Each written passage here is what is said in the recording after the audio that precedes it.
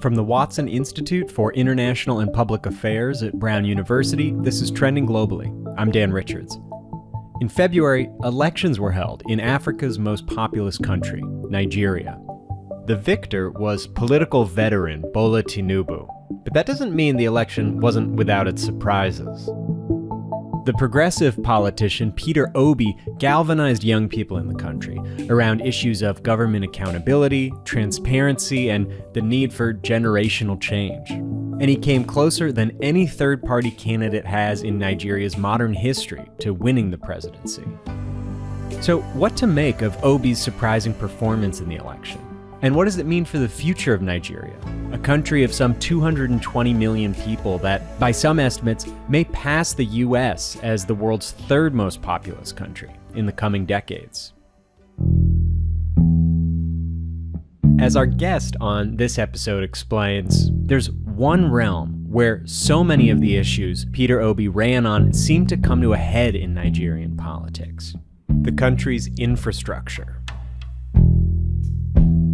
Daniel Jordan Smith is an anthropologist and the director of the Watson Institute's Africa Initiative. And his new book, Every Household, Its Own Government, explores why Africa's most populous, economically powerful country fails so many of its citizens when it comes to providing basic services like plumbing, electricity, and transportation. The book also explores how everyday Nigerians overcome these government shortcomings, and the surprising ways that government still makes itself present in everyday life.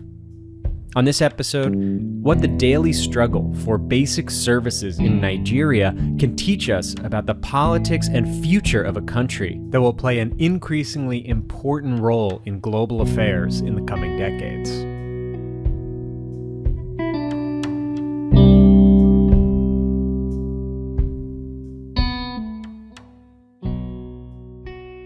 Dan was inspired to write this book because of a trend he's noticed over the 30 years he has spent working in Nigeria. So before we get to the present, let's go back a little bit. When I first arrived in Nigeria in 1989, people were discontented about infrastructure then. They thought it was bad.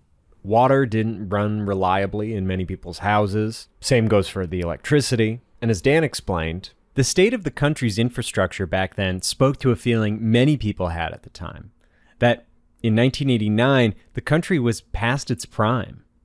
You see, Nigeria had been the center of an oil boom starting in the 1970s.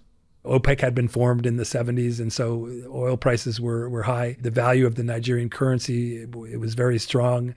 The Nigerian economy was booming in the mid-70s up until the sort of mid-80s, and then things started to decline. And the fast increasing standard of living many Nigerians had experienced during that boom started to stall. And so by the time I arrived in Nigeria in the late 1980s, people's narrative about infrastructure and about governance was a negative one.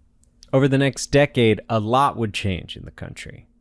In 1999, the government transitioned from military dictatorship to democracy.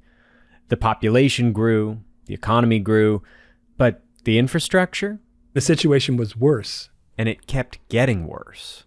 Fast forward to the late 2000 teens, water would not run for days at a time. Electricity would go off and come back at unpredictable times, often sometimes for a week or two, no electricity. So the infrastructural situation in a country where the population doubled in the last 25 years has gotten worse.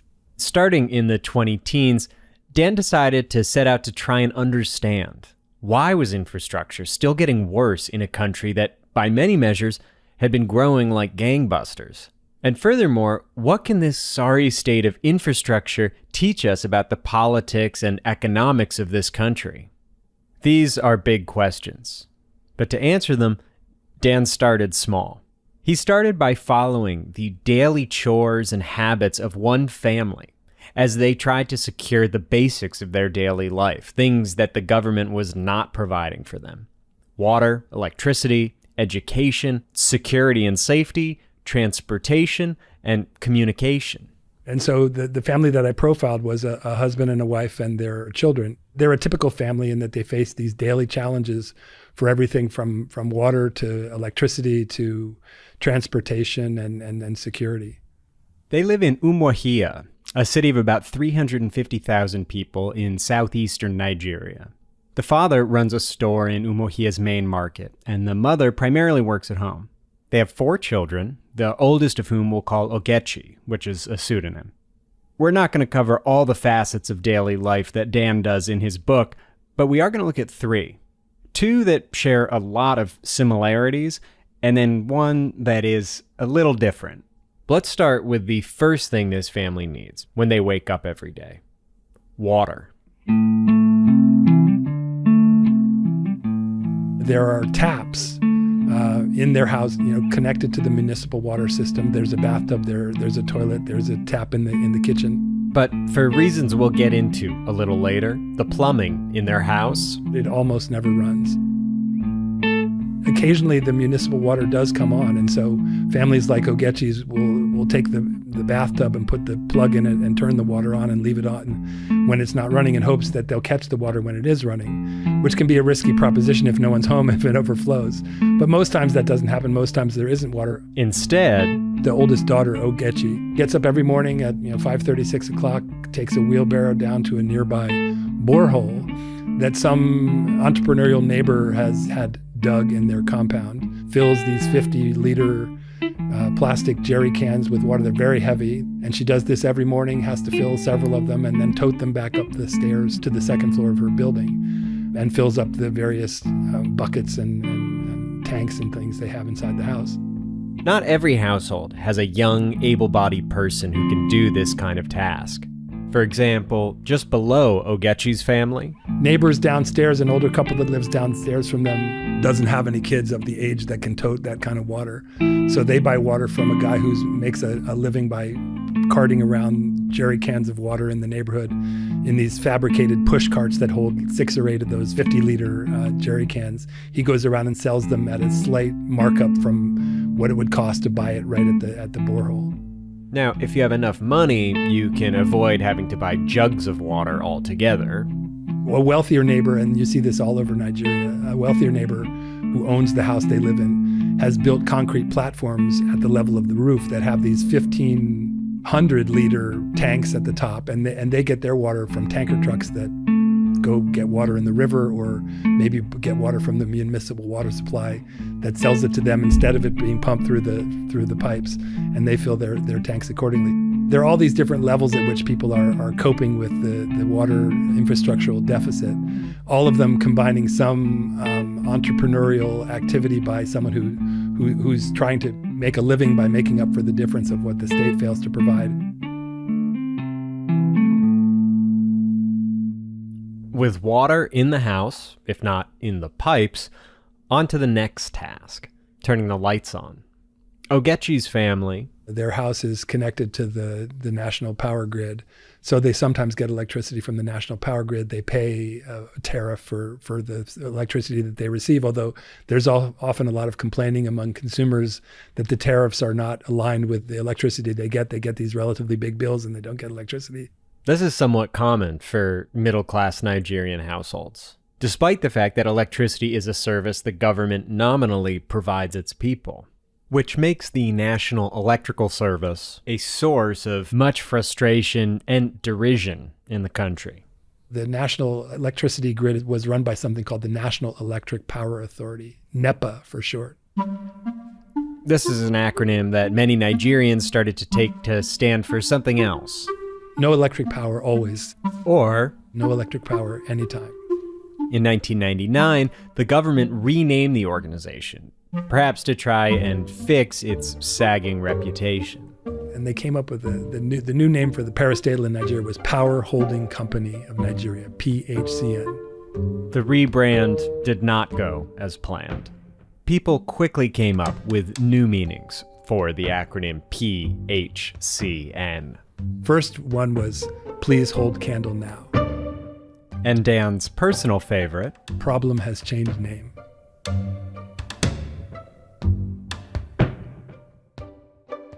Instead of relying on the government's unreliable power grid, for many Nigerians, the route out of the failure of the national grid is to buy a generator. The country practically runs on diesel-powered generators. There are literally millions of generators being imported and used in Nigeria. One figure I read suggested that there were 60 million generators in Nigeria. Ogechi's father has a generator at his store, which he'll bring home for special occasions like Christmas holidays or big soccer matches. The family doesn't have a permanent generator in their house, though, which means they resort to using lanterns during any nighttime blackouts. Now, you might have noticed something at this point. Ogechi's family doesn't rely on state electricity, but their house is wired to be part of the barely existent grid. Likewise, they don't rely on the state for water, yet their house is hooked up to plumbing and has toilets and sinks and all the rest. Which all begs the question, after so many decades of failing infrastructure, why do so many houses still have plumbing and electrical hookups at all? It seems like a giant waste of money, if nothing else. I asked Dan about this. I think there are two dimensions to it. One dimension is a backward-looking one, a memory one, things were better in the past. So people who built their homes 30, 40, 50 years ago built them with these modern amenities, toilets and sinks and bathtubs and electrical fixtures and appliances and so on, in an era when they were more likely to be able to have access to electricity and water. And so there's this idea, well, it was there before, it should be there, it may come back again. But the other thing is a kind of, it's aspirational. It's about imagining futures. It's about participating in modern life, right? I mean, I'm aware of villages in Nigeria where, the electricity hasn't reached yet. There are no poles to the village. Water has not been pumped there yet. And it's not even clear when that will happen. And yet someone will build a house and they will install modern plumbing and modern electricity as a kind of aspirational gesture, as a kind of commitment to a future that they hope they will have. And it speaks to people's aspirations for what they think their government should be able to do, what they imagine that, Nigeria ought to be able to deliver. So I want to get more into the politics and the bigger picture and the tensions all this brings up. But I think before that, why has infrastructure declined so much? Why is this not something the country has come to provide for more of its citizens? Again, like as you describe in your book, Ogechi's family, they're not poor. They're sort of a representative middle-class family. I mean, I don't think there's one cause. I think there are multiple intertwining causes. So one thing, I mean, to be fair to Nigeria's government, I mean, the population has doubled in the last 25 years. So they're trying to provide infrastructure and services to more than double the number of people. So demography is one part of the story. But certainly the capacity of the state and the political will of politicians is another big part of the story. Which brings us to a concept that economists and political scientists use to describe the circumstances a country like Nigeria has faced in the last few decades. The resource curse. The resource curse essentially says that when a country has a lot of natural resources, it's a recipe for corruption and rent-seeking and dysfunctional governance and so on. Since the 1970s oil boom, Nigeria has been a ripe candidate to suffer from the resource curse. Remember, this is a country that is the largest economy in sub-Saharan Africa. It's a country that is a major exporter of petroleum, of oil. Some 2-3 million barrels a day. There are billions of dollars that are being generated every year from the oil economy. But that money, all the oil money goes to the center, and then it gets dispersed to the 36 states, to the governors, and then it gets dispersed to the 774 local government areas. So it all goes to the center, and it creates this situation where the center, the federal government, gets all its revenue from a natural resource. It's not coming from taxation. And so it creates a situation where everyone kind of buys into this, it trickles down from the top kind of model, feeding patronage, feeding patron clientism, feeding a rentier state. Which leads to economies of bribery, embezzlement, favoritism, in short, what you might call corruption. Which is exactly what you see playing out in a city like Umuahia, where Ogechi's family lives. For example, So if you're the guy who has the borehole in Ogechi's neighborhood, when he dug that borehole, when he opened the business, he needed to interact with government bureaucrats to get a license, to get the water tested, to get a registration, to pay the VAT, the value-added tax that he's supposed to pay on all the customers.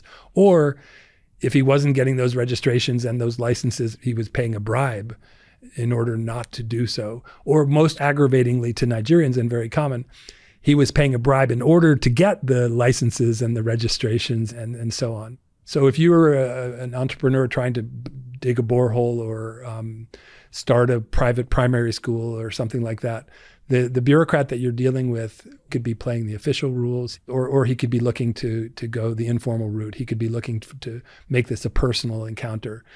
And the entrepreneurs, the people who are trying to get what they're trying to get from the state, know this too, and they're also trying to navigate this dance between citizen and official. Which all leads to an important reality that Dan describes in his book. It appears as if Nigerians are coping with infrastructural shortcomings and the failings of the state in a way that makes the state obsolete or not necessary, because they're faced with a state that doesn't deliver basic infrastructural services. They cobble together all these entrepreneurial ways of coping and providing water and electricity and security and education and healthcare and so on in the face of the government's shortcomings. But what I argue in the book is that the state is not so much absent as it's present in its absence. What I mean by that is that the state is benefiting, the people who steer the state are benefiting from these infrastructural failures. Whether you're drilling a borehole, offering an informal transportation service, or selling diesel fuel to your neighbors. All these private entrepreneurial bottom-up schemes, entrepreneurial efforts require people to interact with the state all the time.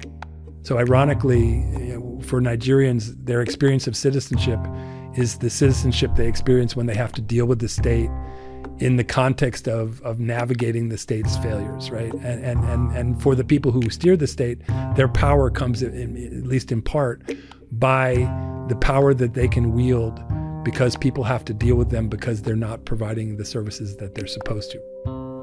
There's one widely used service, though, that circumvents this sort of citizen-government interaction Dan describes, and that's communications. And by that, we mean cell phones. While the quality and availability of other services has declined, the ability to talk to people on the phone has increased dramatically. Up until the early 2000s, before cell phone technology arrived in Nigeria, there were 500,000 landlines for a country that at that point had 120 million people. Now, 2023, 220 million people, 190 million cell phones. So not 190 million people with cell phones, but 190 million subscriptions. There are a lot of people who have 2 or 3 different cell phones, so they have a subscription to each of the 3 or 4 providers.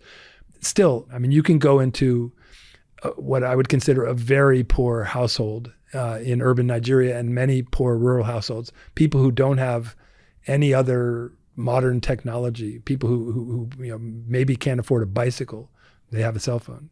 And just as cell phone access has done everywhere in the world, in Nigeria, it's really transformed social life in a lot of ways. People relate to their rural urban migrant kin by cell phone. An old granny who's left in the village can call her children who are in the city.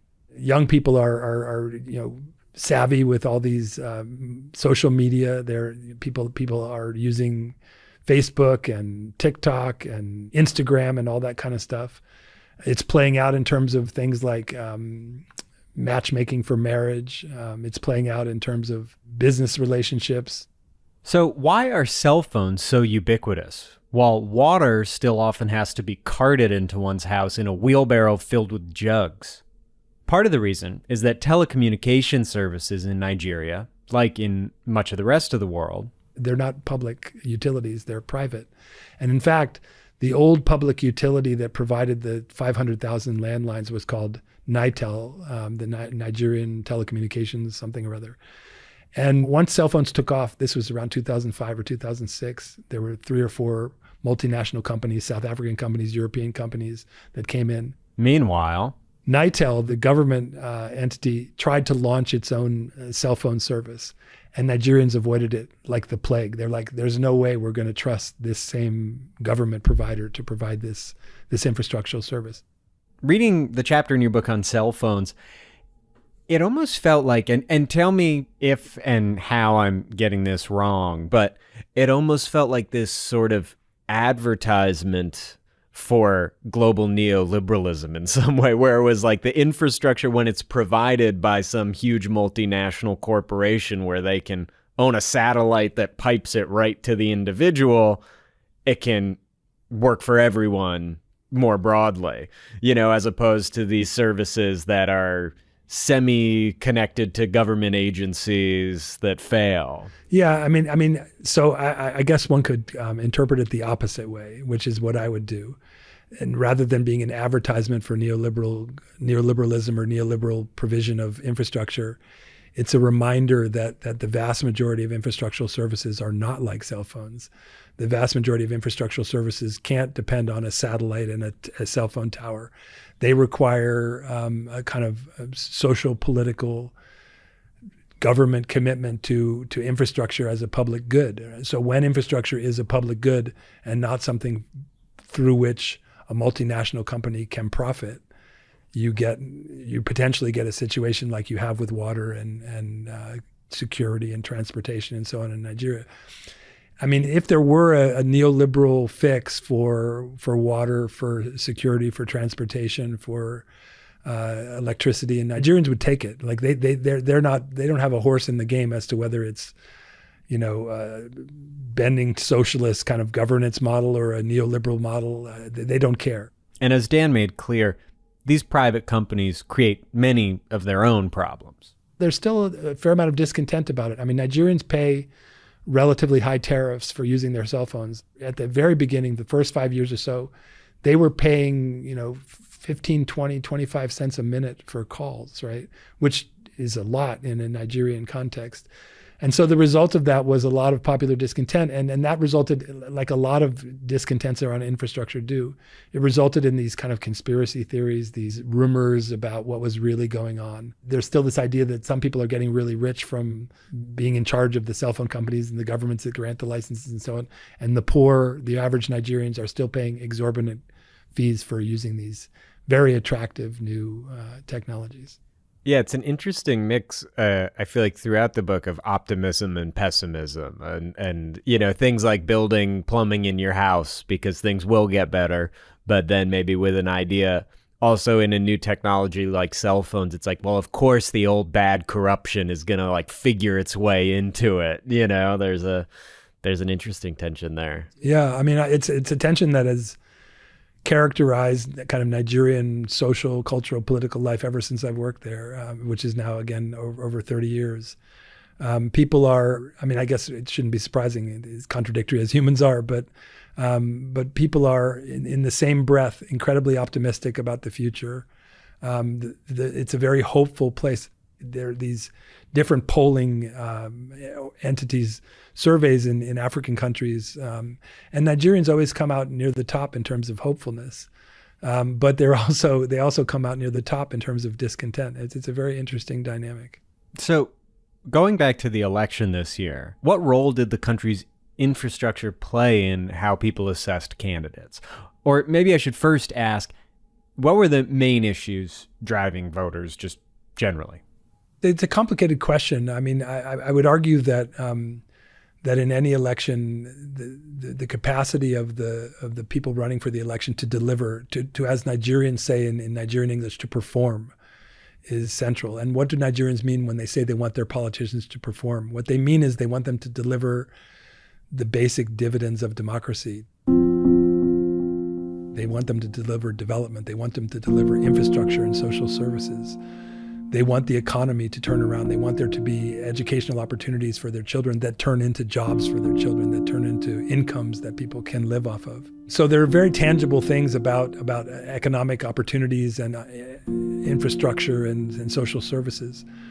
But behind that is a kind of larger aspiration for just a better future, a better world, a government that we can trust, politicians who do what they say they're going to do. And Nigerians have for their whole independent history, I think more or less been disappointed by their leaders. They've more or less believed that their leaders are out for their own good and not for the people's good. Which is part of the reason Peter Obi's campaign this past year was so unusual to observers of Nigerian politics, like Dan. Normally, there's not much sense that there's a choice between a leader who cares and a leader who doesn't care. People are cynical. They think that none of the leaders care. But what was so interesting about this recent presidential election in Nigeria was that somehow Peter Obi managed to kindle this idea that he was going to be different, that he was going to be trustworthy, that he was going to be a kind of a politician who was going to change business as usual, that he was going to have the interests of people at heart. That was a dynamic that has perhaps some future in terms of the next elections in Nigeria. I mean, this was a phenomenon that was new.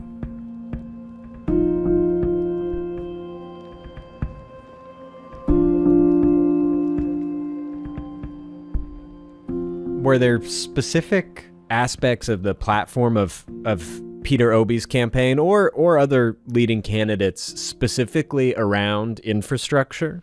Yeah, absolutely. I mean, it's interesting. Bola Tinubu, who's the recently inaugurated new president who won the election, probably made his political reputation above all by improving large-scale infrastructure in Lagos. I mean, Lagos was the first city in Nigeria, and it's the biggest city. It's like 20 million people. The first city in Nigeria to start to have a public transportation system. They put in some light rail. They put in these dedicated bus lanes.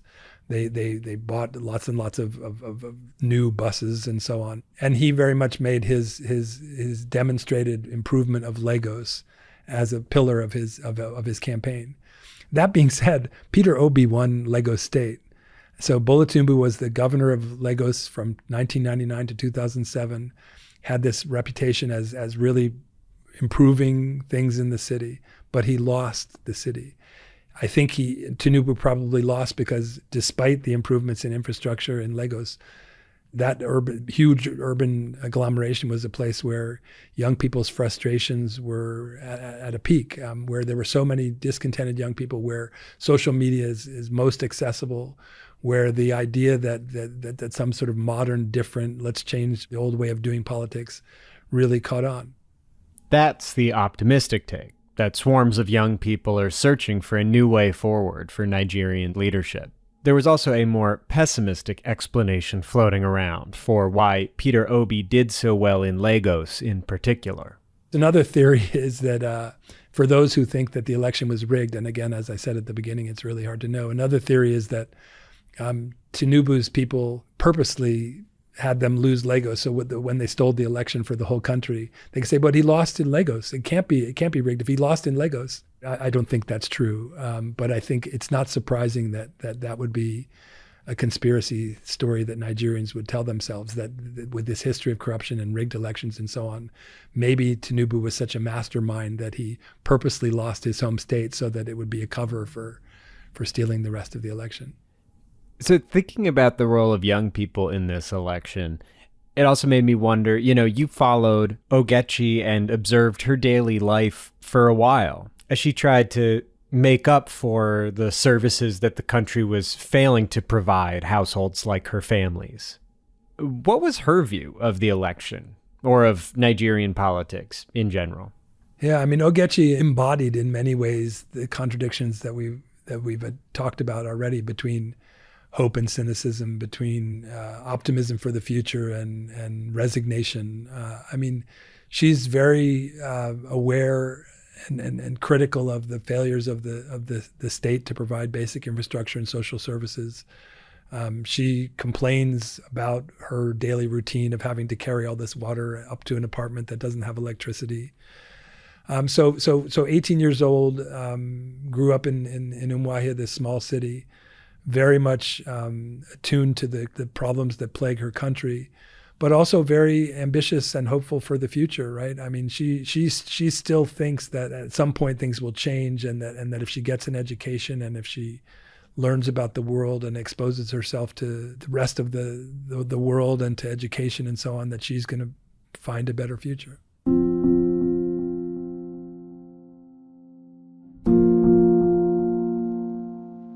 You've described yourself as an optimist on Nigeria's future.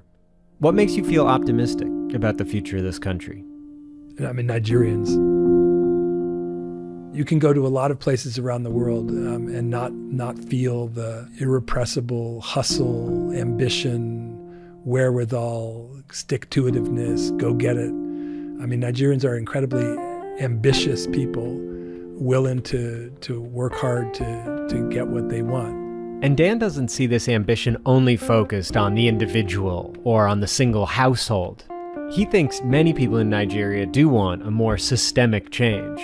It seems pretty clear to me that the entrepreneurial, the informal economic mechanisms for providing basic infrastructure and social services are a stopgap. They're a Band-Aid. They're not what Nigerians want. I mean, Nigerians, despite all the failures of the state, they want the state to do better. They would rather have the state be an effective provider of infrastructure and social services than cobble it together on their own. It's a tall order for a country that has long struggled to provide these types of services to its citizens. But Dan's work and time spent in Nigeria has revealed to him a country that is up for almost any challenge. Nigerians always maintain this remarkable degree of hope that I sometimes find perplexing. Like, I'm not sure I could be as hopeful if I were living in the situation, in the sort of infrastructural and governance climate that Nigerians are living in. But they maintain a tremendous hope. So their hope kind of feeds my hope. As long as they're hopeful, as long as they have the ambition and the wherewithal that they demonstrate all the time, I believe that they'll find a way out of this.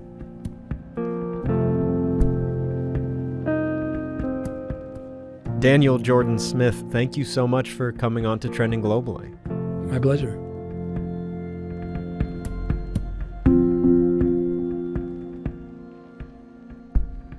This episode of Trending Globally was produced by me, Dan Richards. Our theme music is by Henry Bloomfield. Additional music by the Blue Dot Sessions.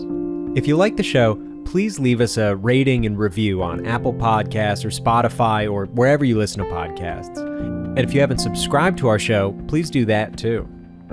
If you have any questions, comments, or ideas for new guests or topics, send us an email at trendingglobally@brown.edu. Again, that's all one word, trendingglobally@brown.edu. We're going to be releasing episodes a little less frequently over the summer, but we'll be back in a few weeks with another episode of Trending Globally. Thanks.